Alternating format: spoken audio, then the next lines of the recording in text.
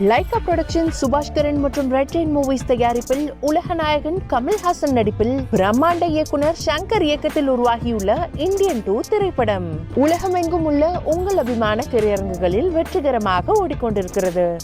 சென்னையிலும் பிற மாவட்டங்களிலும் தக்காளி விலை அதிகரித்துள்ளது.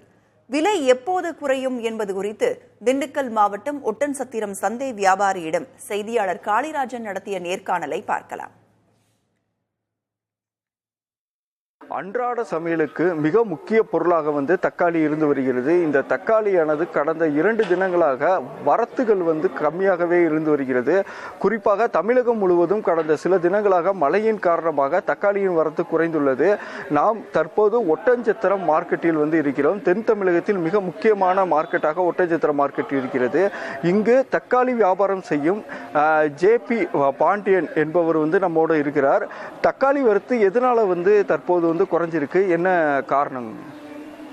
தமிழகத்தில் இப்போ மழை பெய்கிறனால தக்காளி விலை குறைஞ்சிருக்குது. பூக்கள் பூரா உதிர்ந்துருது. பூக்கள் உதிர்ந்தா ஒரு நாளைக்கு 8 டன் வர்ற பக்கம் 2 டன் தக்காளி தான் வருது. வியாபாரி தேவைக்கு தக்காளி வர்றதில்லை. அவங்க அதிக விலை கொடுத்து வாங்க வேண்டிய சூழ்நிலை ஏற்பட்டதுனால தக்காளி விலை கூடி இருக்குது. இன்னும் வருங்காலத்தில் செம்மண் காட்டில் வருது. களிமண் காடு எல்லாம் செடி இத்து அழுகி போயிடுது. அது ஒரு காரணம். பூ உதிர்ந்ததுக்கு ஒரு காரணம். இந்த வருங்காலத்தில் இன்னும் 1 மாதம் போய் விலை குறைய வாய்ப்பு இருக்குது. மழை பெய்ந்தால் இதே நிலவிக்கு விற்கவும் வாய்ப்பு இருக்குது. தக்காளி வரவு ரொம்ப கம்மி. அதுதான் காரணம். தக்காளி விலை நேற்றைய முந்தின என்ன விலைக்கு, நேற்று என்ன விலைக்கு விட்டது, தற்போது என்ன விலைக்கு விற்றுக்கிட்டு இருக்காங்க? சில்லறை விலை மற்றும் மொத்த விலையில என்ன விலையில விற்பனை? இங்கே மொத்த விலை ஹோல்சேல் விலை கமிஷன் கடையில் முந்தானேத்து 700 to 800, நேற்று 800, இன்னைக்கு 800 to 900 ரூபாவுடைய விற்க வாய்ப்பு இருக்குது. அதுதான் விலைவாசி ஏற்றக்கூட காரணம். தற்போது இந்த தக்காளி வரத்து குறைவா இருக்கு, மழையின் காரணமா அப்படிங்கிறத சொல்றீங்க. இங்க தக்காளி எந்தெந்த இடத்துல விளைவிக்கப்படுது, எங்க இருந்தெல்லாம் இங்க தக்காளி விற்பனைக்காக வருதுங்க?